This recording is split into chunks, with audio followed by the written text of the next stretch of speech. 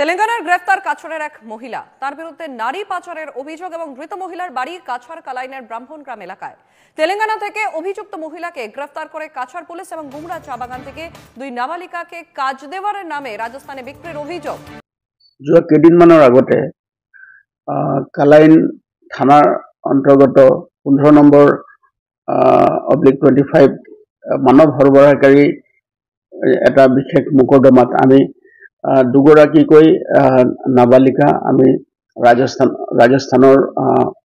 জয়পুৰ গ্ৰাম্য জিলাৰ পৰা আমি উদ্ধাৰ কৰি আনিছিলোঁ আৰু সেই সংক্ৰান্তে যেতিয়া আমি বিস্তৰ অনুসন্ধান চলাওঁ তেতিয়া আমাৰ এই অনুসন্ধানত দেখা গৈছিল যে ইয়াৰ মূল দুজন কিংপিন আৰু মূল ব্যক্তি দুজন জড়িত হৈ আছে আৰু সেই মূল ব্যক্তি দুজন পলাতক অৱস্থাত আছিলে। গতিকে আমি সেই সংক্ৰান্তে তদন্ত চলাই গৈছোঁ আৰু তদন্ত চলাই যাওঁতে ইয়াৰ অন্যতম প্ৰধান অভিযুক্ত তেওঁৰ নাম হ'ল ৰূপালী দত্ত, ব্ৰাহ্মণগ্ৰাম কালাইন। তেওঁ হায়দৰাবাদত আছিলে আৰু হায়দৰাবাদৰ গাছি বাউলি বুলি এটা পুলিচ ষ্টেচন আছে, সেই পুলিচ ষ্টেচনৰ অন্তৰ্গত এটা অঞ্চলত আশ্ৰয় লৈ আছিলে আৰু আমি বিশেষ সূত্ৰৰ পম খেদি আৰু আমি আৰক্ষীৰ এটা দল তাত পঠাইছিলোঁ আৰু সেই দলটোৱে তাৰ পৰা সেই মহিলাগৰাকীক এৰেষ্ট কৰি আমাৰ ইয়ালৈ লৈ আহিছে আৰু ইতিমধ্যে আমি মাননীয় আদালতত মানুহগৰাকীক আমি অলৰেডি আমি প্ৰডিউচ কৰিছোঁ আৰু প্ৰডিউচ কৰাৰ লগে লগে মাননীয় আদালতে আমাক 5 দিনৰ আৰক্ষী হেফাজতত আমাক দিছে আৰু আমি বিস্তৰ তেওঁলোকৰ সোধপোছ কৰি আছোঁ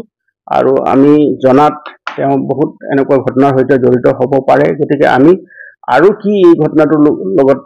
তেওঁ কি তথ্য লাভ কৰিব পাৰোঁ তাৰ কাৰণে আমি জোৰ তদন্ত চলাই আছোঁ। কিন্তু সদ্যহতে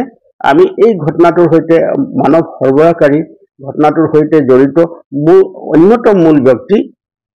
ৰূপালী দত্তক আমি ইতিমধ্যে গ্ৰেপ্তাৰ কৰিবলৈ সক্ষম হ'লোঁ আৰু তেওঁক বৰ্তমান পুলিচ হেফাজতত আছে আৰু আমি দূৰ তদন্ত চলাই আছোঁ।